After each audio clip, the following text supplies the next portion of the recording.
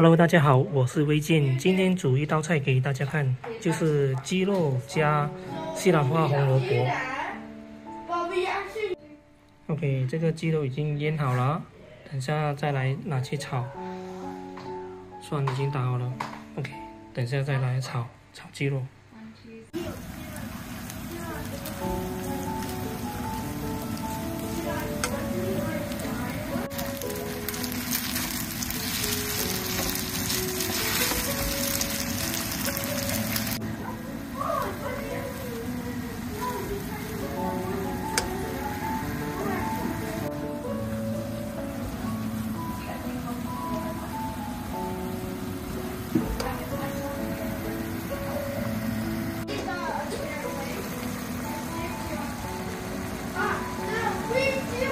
OK， 好了，可以吃了。